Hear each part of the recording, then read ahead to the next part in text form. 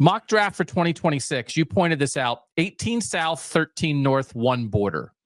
So in his mock first round for next year, this year it was 18-14 North South. That's what we expected it to be. But it's not just the 18-13-1 breakdown, Landis. It is the collection of Northern names in here that really caught our eye, because these 13 Northern projected first round picks are from 11 different Northern teams. The only 2 schools with 2 are Ohio State and Oregon. So let's talk about this. Is just, it's like, does it mean it's all going to come true? Go find Dane's mock draft from last year. There's a lot of familiar names in there. I mean, no one's going 32 for 32, 12 months out, but like, he's not making stuff up. Spencer Fano, offensive tackle from Utah. This is telling us something, and we are going to talk about Utah's offensive line very high in the show when we get to the offensive line discussion. We are, yeah. I've actually seen some mock drafts that have both of Utah's offensive tackles in the first round. Caleb Lomu being the other one. So Spencer Fano is the only one that makes it here, but big. Yeah, I feel like maybe that's the thing. I mean, people do mock draft. I don't know. Maybe I'm wrong. I do feel like the priors on offensive linemen do tend to carry through maybe more reliably than some others, other positions when people do this. Because like last year, everyone's like, yeah, it's Will Campbell. And like, who was the first tackle? Like, it was Will Campbell, right? So yeah. That Spencer Fano is 3 for Dane, like this high, is like, I know he was good. I think he's good. I didn't know he was like top 5 in the minds of some people good. Yeah, that's really good.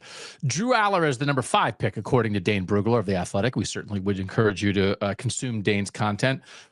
The number 1 story of Drew Allar this season is Drew Allar going to be a top 10 draft pick? The number 1 story is, can Drew Allar be the leader of a national championship team at Penn State? So we will not allow this to just become a draft discussion.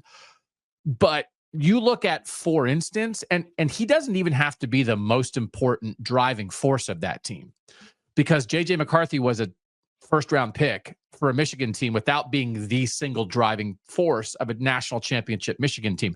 I don't think J.J. McCarthy is necessarily the best comparison here, but I like, it's different things happening all at once. Michael Penix leads Washington in the national championship game, becomes the 8th pick in the draft, right? I don't know if people thought that before that year. So I actually think maybe Drew Allar is somewhere in between Michael Penix and J.J. McCarthy, where Michigan's kind of a defense first, run the ball, offensive line team, and then J.J. McCarthy's ripping throws on third down.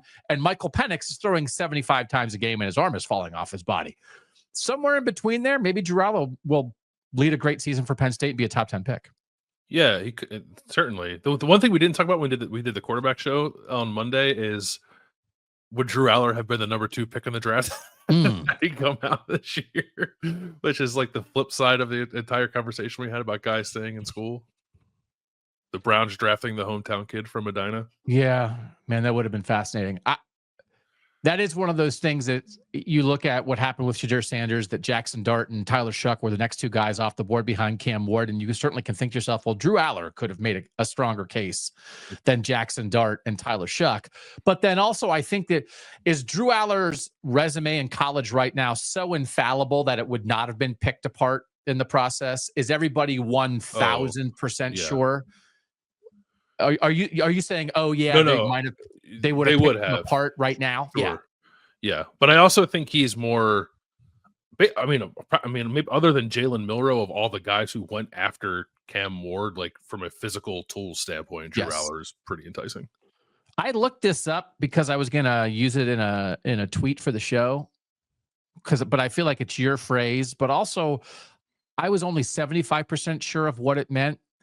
I did Google "gird your loins" the other day, and I figure that Drew Allar can do some good loins girding this season to prepare himself for the draft. So when everybody starts picking at him, he's like, no, I'm girded. Go check out my game against Oregon. Go check out my quarterfinal game in the playoff. Bring it. I'm girded. And I'm not sure he's fully, like, what percent girded do you think he is right now? 38%? Yeah, less than 50. Yeah. Gird quotient. Number 7 is Caleb Downs at safety. I don't know how high a safety can go. I think Caleb Downs might test it. was trying to remember. Kyle Hamilton was what, like the 14th pick in the draft. I want to say he's 14, but that's also his jersey number, so I don't know if that was. But he fell. He fell Yeah. during the draft, and then of course the Ravens made a great pick, and now he's an unbelievable NFL player. But a little bit in the process, I think people thought he was going to be a top 10 pick, and then he wasn't. And I think it was partly positional value. Yeah, he was 14th. I do think Caleb Downs will test it. I think there have been top 10 safeties. But the positional value, to your point, has shifted over the years. So part of it will depend on what Ohio State and Matt Patricia choose to do with him this year, like how much they move him around the board. But I'm excited because in the end, Jim Knowles and Caleb Downs were sharing a brain in the playoff run and using him in a very interesting way. And now that Jim Knowles is at Penn State, we'll see how that works out. Number 10, Mateo Uiagalelei, the edge guy from Oregon. Interesting here, Jordan Birch, great player for Oregon, gets hurt last season. And while he's out, Oregon's kind of got to fill in a little bit. And it's Mateo Uiagalelei was already a very good player, was already a starter. And then it felt like Mateo Uiagalelei raised his game while Birch was out. And now Birch, who was an excellent player, just went in the 3rd round of this most recent draft. And oh, by the way, Mateo Uiagalelei is looked at as a top 10 pick. Interesting. Yeah, but it follows his recruiting pedigree. If this were to happen. 13, Carnell Tate, receiver from Ohio State. I'm very curious here because he's still not going to be the number 1 receiver on Ohio State's team because Jeremiah Smith is there. He was the number 3 receiver last year with Emeka Buko, 1st round pick also there. This is high. This is higher than Jackson Smith and Jigba went. This is higher than Emeka Buka went. This is in the Garrett Wilson, Chris Olave range. If Carnell Tate actually would be in the top 15, I'm very curious if Carnell Tate this season for Ohio State is a very good receiver, or if he is a holy moly, this guy is a game breaker. Does Ohio State have the 2 best receivers in the country? Kind of conversation with Jeremiah Smith and Carnell Tate. I'm very curious how that develops, especially as they break in a new starting quarterback.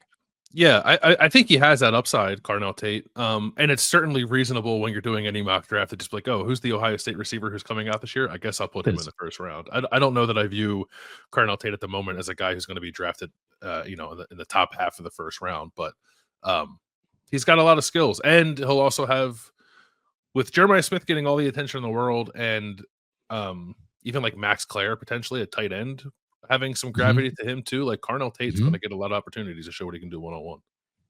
Jeremiah Smith, Notre Dame running back at 14. Do you think Love would have been the 2nd running back in this draft behind Ashton Genty?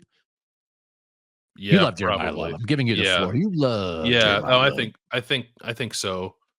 Versatility, size, speed. Yeah.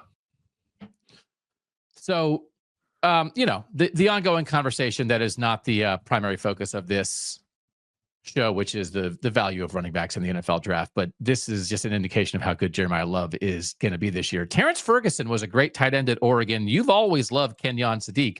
Terrence Ferguson was like a 3rd or 4th round pick in the draft that just happened, and now Kenyon Sadiq is number 18 in Dane Brugler's mock draft. Why do you love this guy? This is your guy. You sent this list, and you said, my guy, Kenyon Sadiq, meaning you, Bill, and then I have a guy on this list too. But how good did you feel when it was like, oh yeah, my guy, Mr. Sadiq is here?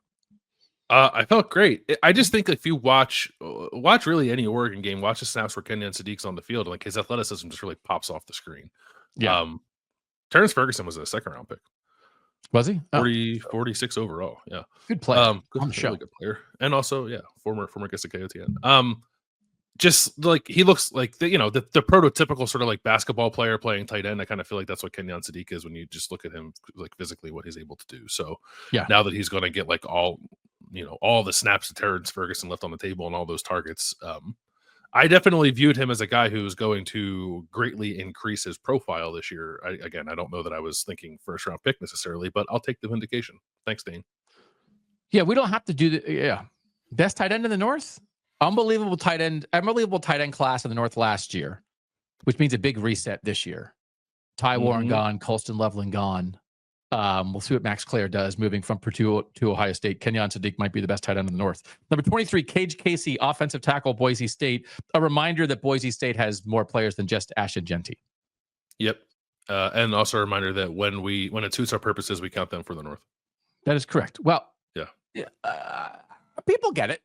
When we're doing like the whole breakdown of the power conferences and whatever, it's like we just can't do everybody. But when we're doing draft stuff, it's like we're not going to ignore like North. It's Idaho, is it not? Boise is in the state of Idaho. Is that correct? It is indeed. That's right. Fernando Mendoza, number 27, quarterback from Indiana. This warmed our hearts. This is, again, the reminder of when anybody else in the world remembers that there are players in the North who are good quarterbacks, we have a little parade. Transfer from Cal, so he hasn't been North the whole time, but I, for like 5 minutes, the other show was like, I don't know. Kurt Cignetti jammed the two teams together last year with JMU and Indiana, and I don't know if he can replicate it. And now just what Indiana is doing in some high school recruiting and a reminder of how like Fernando Mendoza is probably, just from a talent perspective, a somewhat significant step up from Curtis Rourke. I'm questioning why I ever doubted it, and Indiana is probably going to be a higher seed in the playoff this year, even, right? That's where Indiana's going to be. Can they go from the 10 seed to the 6 seed? I do think like they could end up having substantially better quarterback play, and I thought Curtis Rourke was great last year. But Mendoza has like a more alive arm, and doesn't have the injury history that limited some of Curtis Rourke's mobility. Interesting. I don't think I saw anybody else talking about Fernando Mendoza first round. Actually, that's a lie. I saw one draft guy that I follow named Corey Kinnan who did. He was like the first one who said it, and then the second one was Dane. So, yeah, I'm on alert there. They got 2 years of him, but maybe he'll be so good that he doesn't stay for 2 years. Yeah. Number 28. So Mendoza was 27 in Dane's draft. 28. Anto Saka, edge, Northwestern. This is my guy because he was one of my guys to watch in spring football last year, right? Last year. He played 253 snaps this season. That was the 18th most on Northwestern's defense. It was the 4th most among Northwestern edge rushers. He was 73rd in pass rush opportunities among Northern defensive ends, but he was 17th in pass rush win rate. And Dane in his breakdown was like, I know, but man, this guy can get after the quarterback. He's got traits. And so I would invite you to observe Northwestern football this year and watch Anto Saka maybe playing more than 250 snaps. Just a little, hey, David Braun, maybe play this guy. But also, then you've got to hold up athletically and physically. You've got to play the run. You can't just be a third down pass rusher. Watch this dude. I'm fired up now. I like confirmation of Mike occasionally because I also said like watch By Job this year, and then he just left Kansas and was like, oh no, don't watch him at all. Yeah, don't watch By Job. I'm glad Dane did this because I think a lot of times this conversation of toolsy guy who's off the radar who doesn't have a ton of production is shocking Southern centric. And I don't know. I was trying to think like the last Northern guy who was drafted in the first round who like wasn't uber productive in college and didn't have a high profile. And I thought of Odafe Owe, but even he was like a first team All Big Ten player, despite not being like, he wasn't the most productive defensive end in the country. And he went with the 31st pick. So this is interesting. I'll be checking this out. He's not played a lot. He's played 392 snaps in 2 years. We'll see, but I like the swing by Dane putting him in there. Yeah. Keanu Tanuvasa, defensive tackle from BYU, number 29. BYU did not have a player selected in this most recent draft. That will not be the case a year from now. Good player. Good player, transfer from Utah, right? I think that's right, yeah. 31, Evan Stewart, Oregon receiver. We'll be very curious to see what his production does with Tez Johnson gone. Also, again, Kenyon Sadiq, adding the freshman DeCorian Moore, like Oregon's going to have people to throw the ball to. And again, just like Ohio State, you're moving from a veteran quarterback to a younger guy, although Dante Moore has played. Like, again, traits, profile, 5-star recruit. Evan Stewart's got all of that. Just be very curious to see if because last year he had like 4 gigantic games and then a lot of other games where he was not a huge part of the offense. Curious if he's more regularly a consistent part of the offense. And then again, as a prospect, how much does the NFL care about that, or how much do they care? You can run by anybody on the field.